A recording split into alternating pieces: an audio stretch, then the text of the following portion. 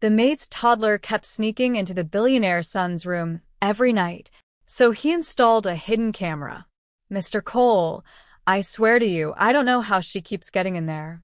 Elena Singh stood in the center of Adrian Cole's marble-floored study, her hands clasped tightly in front of her apron, her dark eyes wide with a mixture of exhaustion and genuine fear.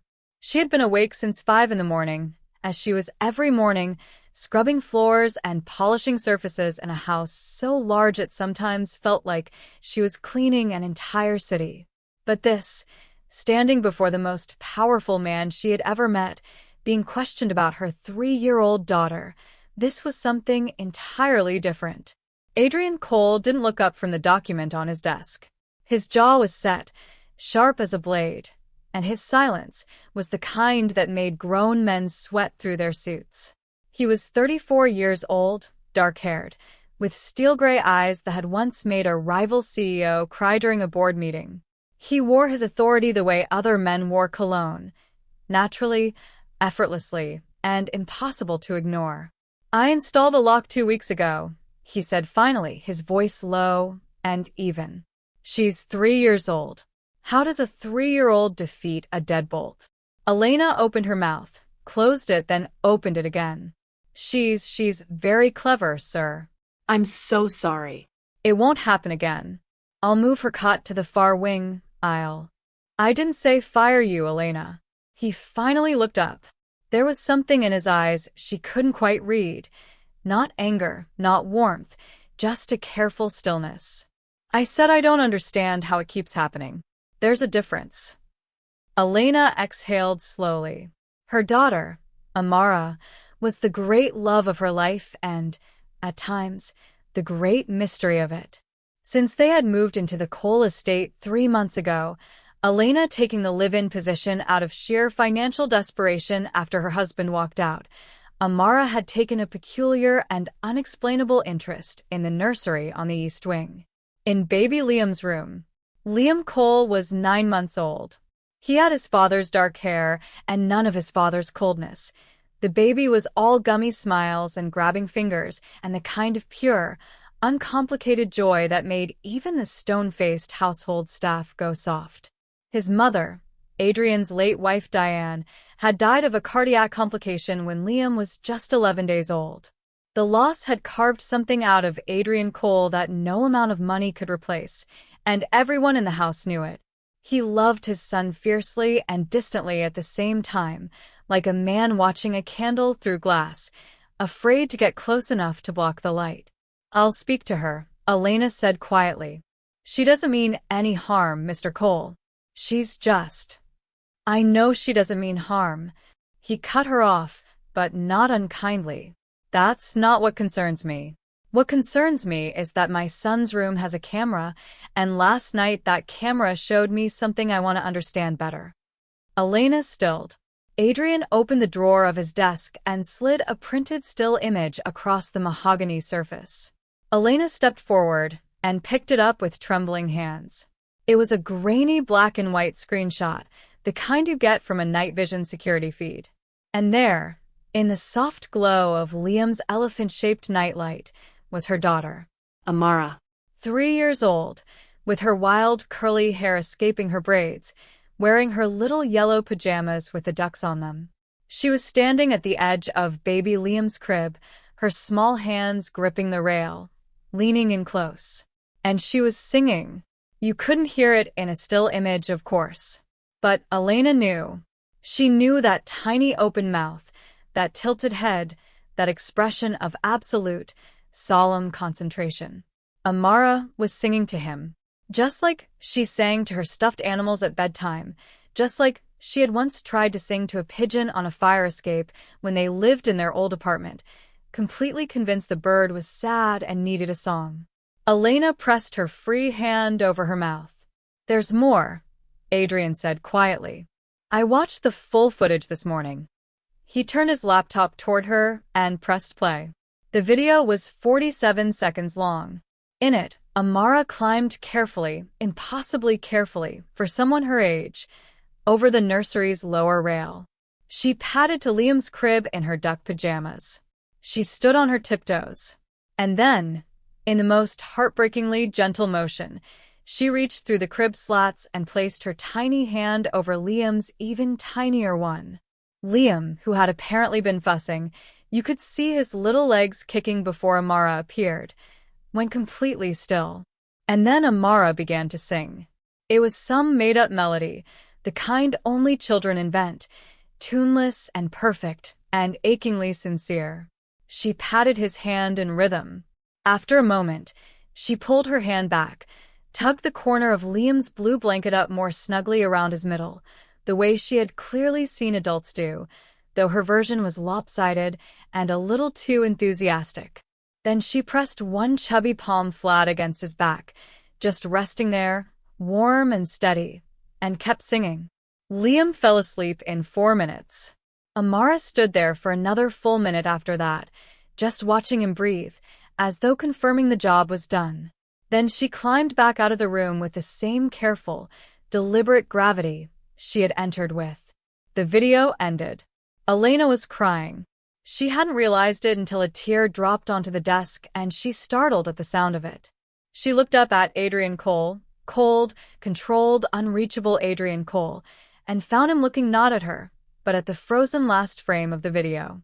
At the image of his sleeping son, chest rising and falling in the soft dark, unaware of the tiny guardian angel who visited him every night. Adrian's throat moved. Just once.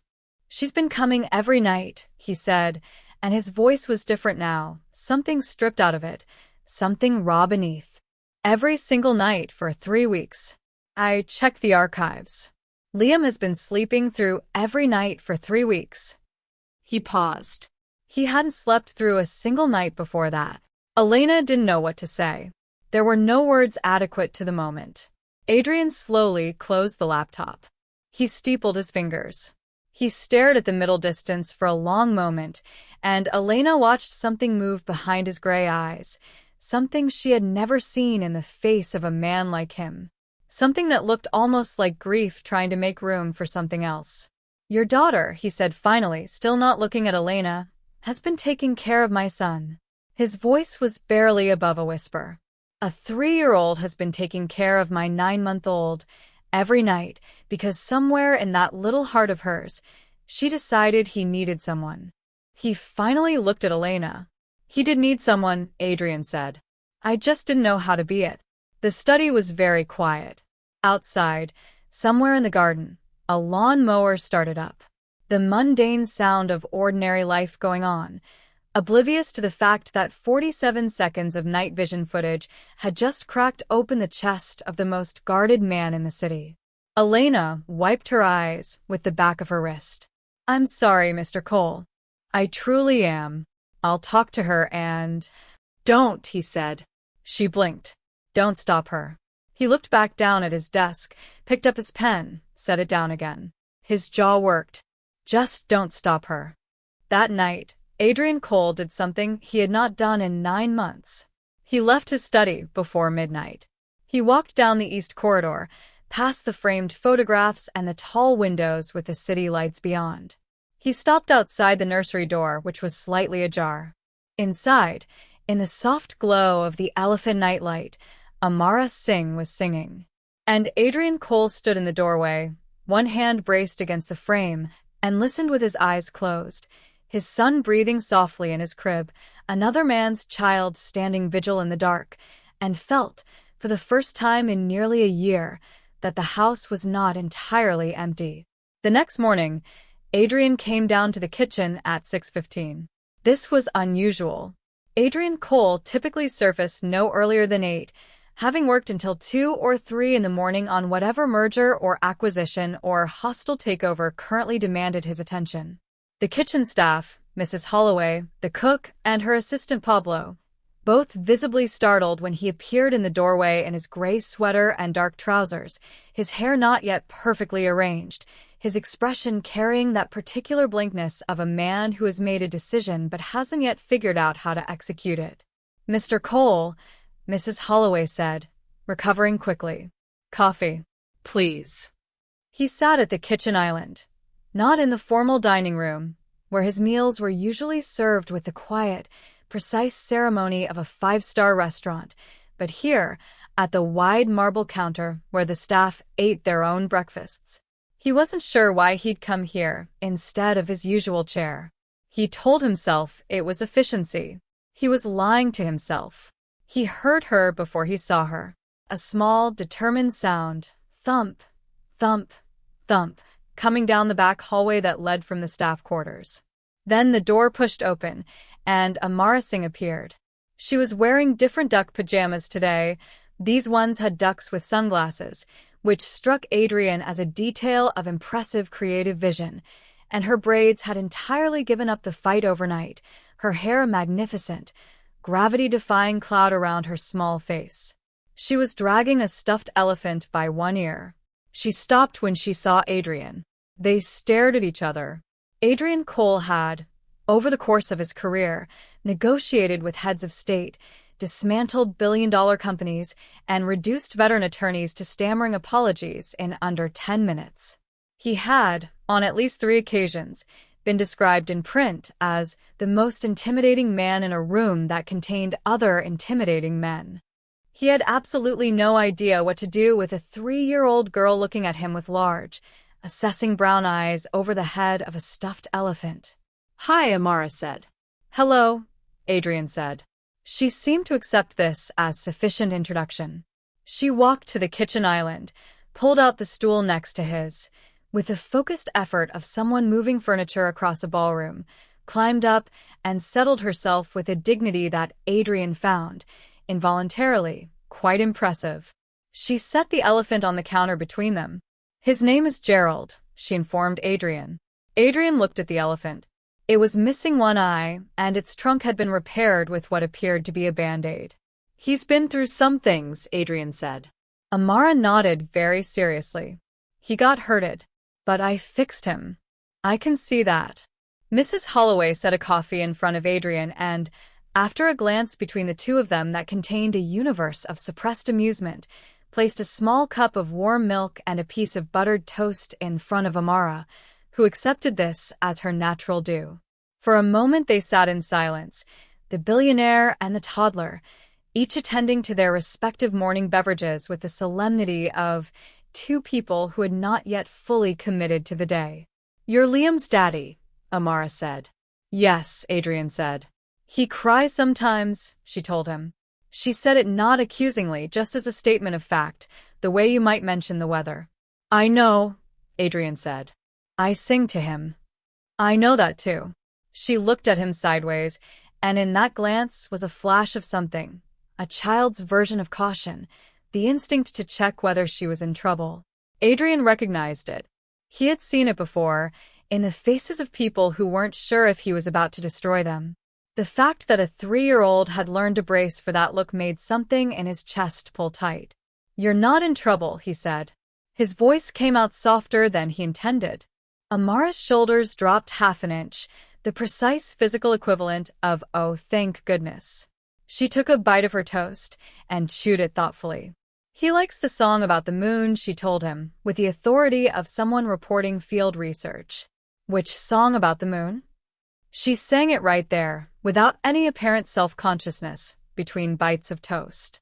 It was indeed a song about the moon, a wholly invented one, with a moon that apparently had a dog and liked to eat clouds for dinner. It had an extremely irregular meter, and the rhymes were creative at best.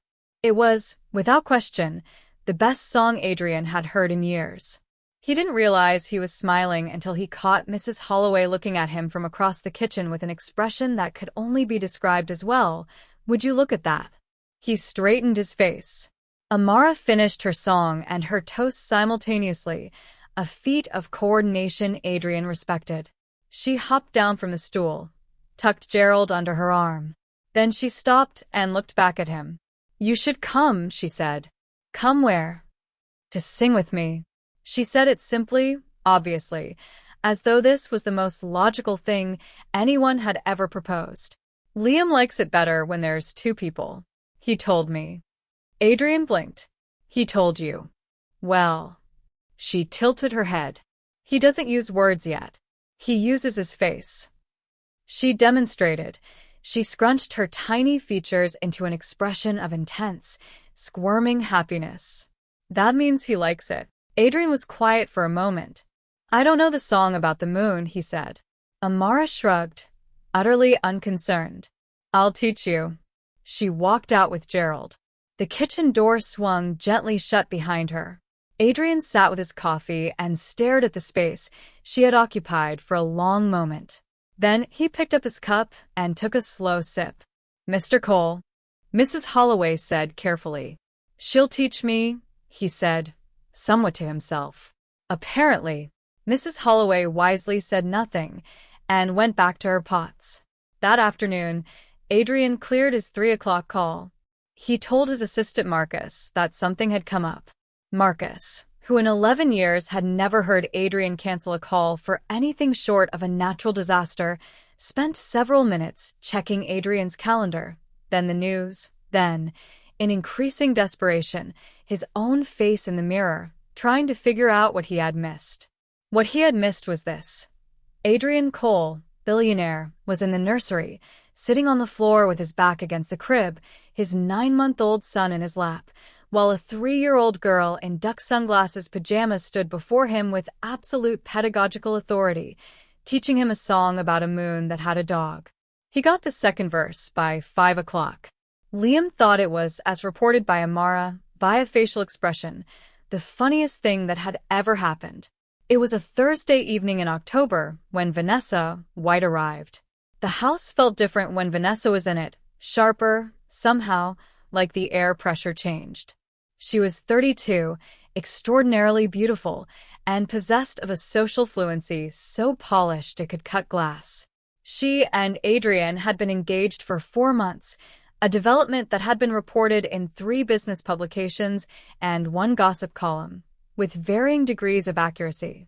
Elena had learned, through the quiet osmosis of household staff, that the engagement had been largely strategic on both sides, born from aligned business interests and the cold recognition that 2 powerful families did well to align. Whether there was love in it, Elena couldn't say. She tried not to form opinions about her employer's personal life. But Vanessa made it difficult not to form opinions. She was not cruel, precisely. She was something more complicated, the kind of person whose slights were always technically deniable, whose dismissals came wrapped in a bright smile, and who had an instinctive radar for the precise hierarchy of every room she entered. Vanessa knew, within moments of arrival, who mattered and who did not. And she communicated this knowledge, efficiently and without malice, to everyone present. Elena and Amara did not matter. This was conveyed clearly within the first week of Vanessa's visits, and Elena had accepted it with the quiet pragmatism of someone who had been not mattering to powerful people for most of her life. What she had not anticipated was the party. Adrian hosted dinners, gatherings of 20 or 30 people, investors and partners and the occasional politician, the kind of events where the food was extraordinary and the conversation was conducted in a code of understated wealth that Elena was perfectly happy not to speak. She moved through these evenings invisibly, replenishing things, removing things, and counting the minutes until she could get back to Amara. This particular Thursday, Vanessa had organized the evening. She had that right. She was the future mistress of the house, ostensibly, and she had exercised it with precision. The theme was unclear to Elena, except that it involved extremely expensive flowers, a string quartet in the west sitting room, and an atmosphere of cultivated elegance that made even the air feel like it had been pressed and starched. Elena was moving through the drawing room with a tray of champagne glasses when she heard it. $500 million, Vanessa said. The room didn't exactly go quiet. It was already relatively quiet, the hum of polite conversation, but something shifted, the way conversation shifts when someone has said something intended to be heard. Vanessa was standing near the fireplace, glass in hand, her red dress cutting a vivid line against the white marble. She was smiling at the gathered guests with that brilliant, engineered smile. I'm completely serious, she continued, as though responding to a challenge that only she could hear. $500 million to anyone who can dance better than me. It was performance. Elena understood that immediately. Vanessa had apparently studied dance for 15 years, ballet, contemporary, ballroom, and this was the kind of boast that only works when everyone in the room already knows it can't be collected on. It was not a real challenge. It was a flex, dressed as a wager. A way of saying, watch me. And indeed, everyone watched as Vanessa moved to the center of the drawing room and the string quartet, clearly briefed in advance, shifted into something sinuous and rhythmic. And Vanessa danced. She was, Elena had to admit, exceptional. Her training was evident in every movement, the control, the precision, the effortless translation of music into body. The guests applauded. Adrian stood near the windows, watching with the expression he wore at presentations, attentive, reserved, giving nothing away. Is anyone brave enough? Vanessa called out, laughing, when she finished. The question was rhetorical. In these rooms, among these people, it was always rhetorical. Except that Elena had not noticed Amara slip in. She felt a small tug on her skirt. She looked down. Amara was there. She had apparently escaped the back hallway, as was her talent. Wide-eyed, hair perfect for once because Elena had done it specially for bed that evening, wearing a little navy dress because Elena had made the mistake of dressing her nicely before attempting to put her to sleep. "Mama," Amara whispered. "That lady was dancing." "I know, baby. Come on, let's." "I can dance," Amara said. "I know you can. Come on, Mama." Amara looked up at her with those large, serious eyes. "I want to." Elena looked at her daughter. She looked at the room. She looked at Vanessa, still glowing and laughing at the fireplace, collecting compliments like currency. She thought about the $500 million that was never, under any circumstances, in any universe, going to be paid to anyone. She thought about her daughter, who sang to a baby every night out of pure love, who had fixed a stuffed elephant with a Band-Aid, who taught songs about moons with dogs to a man who had forgotten how to be soft. "Okay, baby," Elena said quietly. "You can dance." Later, Elena would not be able to fully reconstruct the sequence of events. Memory, in moments of intensity, becomes impressionistic. She remembered things in fragments and feelings rather than clean chronology. She remembered Amara walking to the center of the drawing room. She remembered the way the conversations went quiet. Not the polite quiet of before, but a genuine, startled silence, the kind that falls when something unexpected enters the frame. She remembered Vanessa's expression, a flash of irritation, quickly smoothed, and the way she said, with deliberate graciousness, "Oh, how sweet. The little one wants to play." She remembered Amara looking at the string quartet and saying, with complete composure, "Can you play something fast?" "I like fast." The musicians, 4 adults who had played at Carnegie Hall, looked at each other and then at Amara, and then did something quite wonderful. They smiled. The violinist leaned down and asked, "How fast?" And Amara said, "Like running." And the violinist laughed and said, "We can do running," and counted off. What happened next was the part that lived in Elena's memory like a painting. Amara danced. Now, to be clear, Amara Singh had never had a dance lesson in her life. Elena couldn't afford them. What Amara had was a mother who loved music, a tendency to spin in circles whenever she was happy, a complete absence of self-consciousness, and something that Elena could only describe as an instinct, a physical intelligence, a way of hearing music not just with her ears but with her entire body. She was 3 years old, and she danced like she was made of music. It wasn't Vanessa's dance, nothing so trained or precise. It was something else entirely. It was joy given form. It was pure, unguarded feeling translated directly into movement, without the intermediary of thought or technique or the fear of being watched. She spun. She leaped, small leaps, the leaps of a very small person with very large intentions. She used her arms with an expressiveness that no amount of training can teach, because it can only come from having a heart that doesn't know yet to hide itself. The room was very still. Elena stood at the edge with her tray, and she watched her daughter, and she couldn't breathe. The quartet, to their infinite credit, followed Amara rather than leading her, adjusting tempo when she sped up, softening when she paused, reading her in real time the way good musicians read a soloist. It became, improbably, a collaboration, a conversation, between 4 trained musicians and one 3-year-old in a navy dress.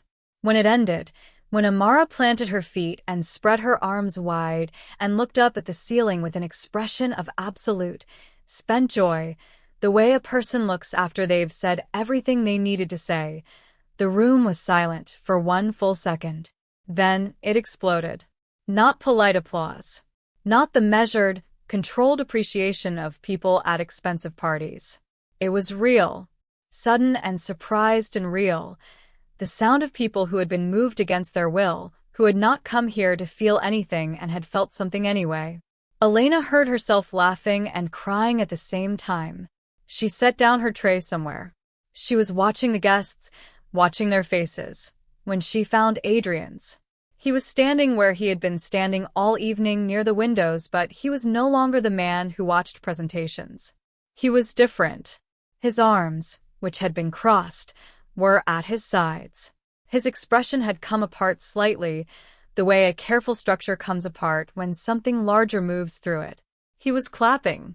Not performatively, not leading the room, not making a statement.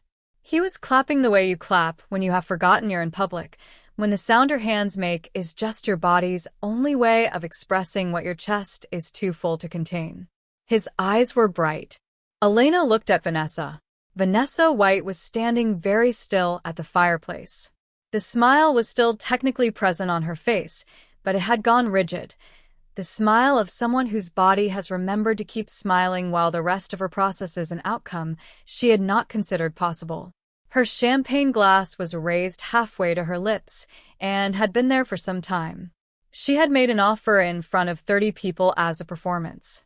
And a 3-year-old in a navy dress had, without question, without strategy, without the faintest idea of what she was doing, answered it. Amara padded back across the drawing room. The guests parted for her. She walked back to Elena and held up her arms to be picked up, because she was, for all her magnificence, still 3 years old, and sometimes you just want your mother. Elena picked her up and held her tight and pressed her face into her daughter's hair. "Was that good, Mama?" Amara asked, quietly, against her neck. "That was the best," Elena managed. "That was the absolute best." From across the room, through the noise and the warmth and the extraordinary aliveness of the moment, she felt Adrian Cole's eyes find hers. Just for a second. He nodded. One small, deliberate nod. The kind that means more than words. Elena nodded back. The morning after the party, Elena was on her knees scrubbing the kitchen floor when she heard footsteps and looked up to find Adrian in the doorway again. He had become, quietly and without announcement, a more present figure in the mornings. He came to the kitchen now instead of having breakfast brought to him. He drank his coffee at the island. He and Amara had established a ritual of Gerald reporting, in which Amara updated Adrian on Gerald the elephant's current emotional status and any new injuries requiring treatment. Elena had stopped trying to understand it and had simply accepted it, the way you accept good weather, gratefully, without demanding an explanation. "Leave that," Adrian said. Elena sat back on her heels. "It's my job, Mr. Cole. I'd like to talk to you. Leave it for now." She set down the scrub brush and stood and dried her hands and waited, because in her experience, when powerful men wanted to talk, the best approach was to be still and let them find their way to it. Adrian poured 2 coffees. He set one in front of her side of the island. This was new. He sat. He looked at the coffee. He seemed to be having some internal negotiation. "Last night," he began. "Mr. Cole, I'm sorry. I should have kept better control of where Amara was. She slipped away before I could." "Elena." He said her name with a quiet firmness that stopped her. "I'm not going to apologize for last night. I'm not going to pretend I'm angry about it. I'm tired of pretending." She waited. Vanessa and I, he said carefully, have come to an understanding. Elena kept her face neutral. The engagement is over, he said. She agreed. He stopped. Something moved across his face that might have been regret, or might have been relief, or might have been both at once. She was not wrong to feel humiliated. The offer was foolish. But what came from it? He stopped again, differently this time. What Amara did changed something in that room. I could feel it. She just wanted to dance, Elena said. I know. He wrapped both hands around his coffee cup. That was exactly it. She had no agenda. She just wanted to dance because she loves it. She wasn't trying to win anything or prove anything he exhaled slowly. When did I stop doing things just because I loved them? The kitchen was quiet. Through the window, the October garden was burning with color. You came to the nursery, Elena said softly. Last week. I heard you in the hallway. Adrian was quiet for a moment. I heard her singing. You stayed for a while. I did. His jaw worked. He was reaching for her through the crib. Just reaching for her hand. And she was holding it. And I was standing in the hallway of my own house on the outside. He set down his coffee. I have spent 11 months on the outside of my own life, Elena. I have been so afraid of, he stopped. Started again. When Diane died, I thought if I just kept moving, kept working, kept the machinery running, I could outpace it. The grief. He shook his head. I couldn't hold Liam without thinking about her. And then I stopped holding him altogether because it hurt too much. And the thing that breaks my heart is that while I was running away from my own son, a 3-year-old girl was climbing over a crib rail every night to make sure he knew he wasn't alone. Elena's throat was very tight. Your daughter, Adrian said, and his voice was rough now, stripped of its boardroom polish, just a man talking, showed me what I should have been doing. She didn't know that's what she was doing. She just loved him. She saw someone who needed something and she went and gave it. He looked at Elena. How did she learn to do that? Elena thought about it honestly. She's always been that way. She was born with more love than she knows what to do with. She doesn't think about whether it's welcome or appropriate or inconvenient. She just loves things. Adrian was quiet for a long time. I want to be better at that, he said finally. It cost him something to say it. You could see it in his face, the vulnerability of a man who has built an empire on never admitting to wanting anything he doesn't already have. I want to be the father Liam deserves. I want to not be afraid of my own house. He paused. And he stopped. Elena waited. I don't want her daughter to have to sneak down a hallway at midnight to take care of my son because I'm too locked up inside myself to do it. His voice cracked on the last word, just barely, just for a second, but Elena heard it. She shouldn't have to be the one filling that space. She wanted to, Elena said gently. She always wants to. I know. He finally looked at her, really looked at her, not the managed look of an employer, but the unguarded look of someone who is exhausted and asking for help. I know. But she deserves to just be 3 years old. She deserves to not have the weight of anyone else's loneliness on her tiny shoulders. Elena pressed her lips together. Her eyes were very warm. You both deserve better than I've given you, he said. You've been in this house for 3 months, and I've barely spoken to you beyond instructions and apologies.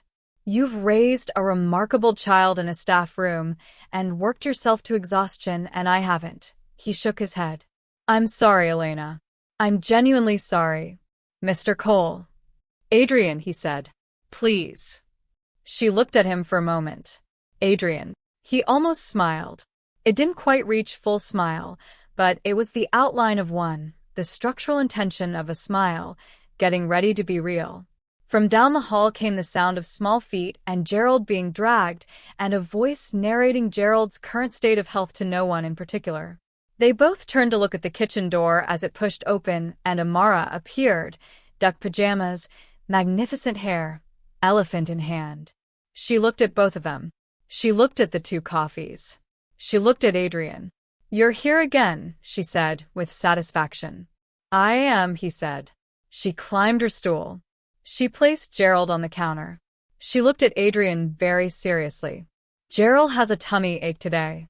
That's terrible, Adrian said, matching her gravity exactly. What does he need? Amara considered. Probably you should pat him. Adrian reached over and gently patted the one-eyed, band-aided elephant on its stuffed middle. Better, he asked. Amara tilted her head, as though consulting Gerald. He says thank you, she reported. Adrian nodded solemnly. Please tell Gerald he's very welcome. Elena watched this exchange and felt something enormous and quiet settle in her chest. Not happiness, exactly, or not only happiness. It was something larger. Something that felt like the first page of a story worth reading. By December, the house felt different. Not in the ways that could be measured in column inches or quarterly reports, not in the ways that Adrian Cole's world usually changed, through acquisition and strategy and force of will. It changed in small ways.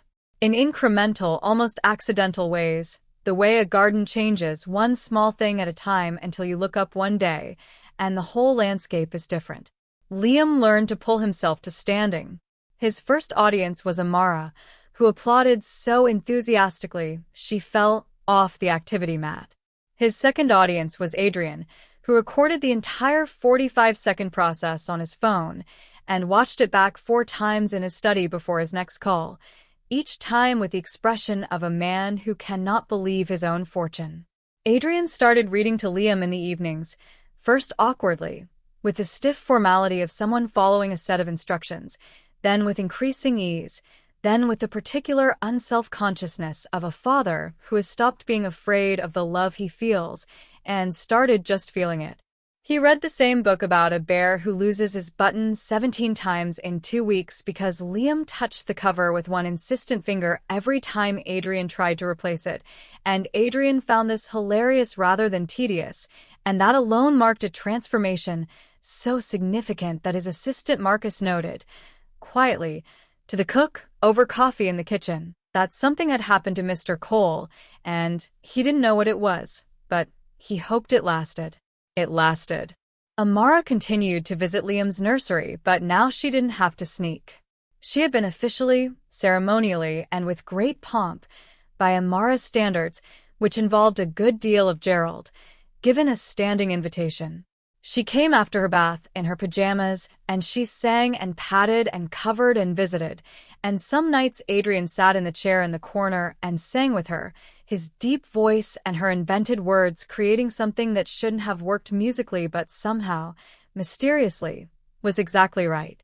One evening in mid-December, Elena was passing the nursery doorway, and she stopped. Inside, in the soft light, Adrian was in the rocking chair with Liam in his arms, his son, easy and relaxed against his chest, eyes drooping toward sleep. And Amara was cross-legged on the floor next to the chair, Gerald in her lap, telling them both, in a low bedtime voice, a story about a moon and a dog, and a cloud that tasted like birthday cake. She had been telling this story in installments for weeks. The plot had grown to include a rabbit who was also a detective and a star named Helen, and Adrian was. Elena could see this clearly, completely invested in it. His eyes were on Amara's face, with an expression Elena had been learning to read over the past months. It was the expression he wore when he was in the presence of something he valued beyond the capacity of any number to express. Elena leaned against the doorframe and let herself just watch. She thought about the woman she had been 11 months ago, the woman who had taken this job in desperation, who had driven to this enormous house in her 8-year-old car with Amara asleep in the back seat and a single bag in the trunk, and the specific, bone-deep weariness of someone who has been let down enough times to stop expecting otherwise. She had not come here looking for anything except a paycheck and a safe place for Amara to sleep. She had not expected Gerald. She had not expected song lessons in the kitchen. She had not expected a man who had forgotten how to be human slowly, painfully, gracefully remembering. She had not expected to feel, standing in this hallway, that she was looking at something that belonged to her, not the house, not the wealth, not any of the things that she had never wanted and still didn't want. But this. The warmth of it, the specific, unrepeatable arrangement of these three people in this room, this light, this story about a moon. And then, Amara was saying in her low storytelling voice, the dog said to the moon, "You are my best friend," and the moon said, "I know, I always knew. I was just waiting for you to say it." Liam made a soft sound. He was almost asleep. Adrian looked down at his son's face with an expression so open, so unguarded, so entirely stripped of everything he used to protect himself, that Elena had to look away for a moment, the way you look away from something too bright. She looked back. Amara looked up then, those large brown eyes finding Elena in the doorway with the uncanny accuracy of a child who always knows where her mother is. "Mama," she whispered. "Liam's almost asleep." "I see that, baby," Elena whispered back. "And Gerald is asleep," Amara added, looking down at the elephant in her lap with fond approval. "Gerald falls asleep fast." "Gerald is very wise," Adrian said, equally quiet, not looking up from Liam. Amara nodded seriously. "He really is." Liam's eyes closed. His small chest rose and fell in the deep, even rhythm of complete safety. For a moment nobody moved. The room held the four of them, the sleeping baby, the man who had learned to stay, the little girl who had always known how to love, and the woman in the doorway who had brought her there, and it held them gently, the way a good story holds its people, not tightly, not possessively, but with care. Then Amara got up, with the careful movements of someone who takes sleeping babies very seriously, and patted across to Elena, and Elena picked her up, and Amara leaned her head on Elena's shoulder and yawned a jaw-cracking yawn that made Elena smile into her hair. Adrian looked up. His eyes found Elena's over his son's sleeping head. He didn't say anything. He didn't have to. The language they had built over these months, built from morning coffees and stuffed elephant consultations and songs about moons and 47 seconds of night vision footage and one extraordinary dance, had grown past the need for words in moments like this. He looked at her the way you look at someone who helped you find your way back to yourself, with a gratitude so large it couldn't be spoken, so it just lived in the looking. Elena held her daughter and looked back. Outside, the December sky was full of stars. Somewhere in the house a clock chimed 9. In the nursery, a baby slept in his father's arms, dreaming of whatever 9-month-olds dream of. And a little girl, already drifting towards sleep on her mother's shoulder, sighed contentedly, the deep, boneless sigh of someone who has done everything they came here to do. She had seen someone who needed a song. She had sung it. She had seen someone who needed a friend. She had been one. She had seen a house full of people who had forgotten how to find each other, and she had walked through it with Gerald under one arm and love in both hands, and she had found them all. 3 years old. Duck pajamas. One repaired elephant. It was enough. It was more than enough. It was everything. The end.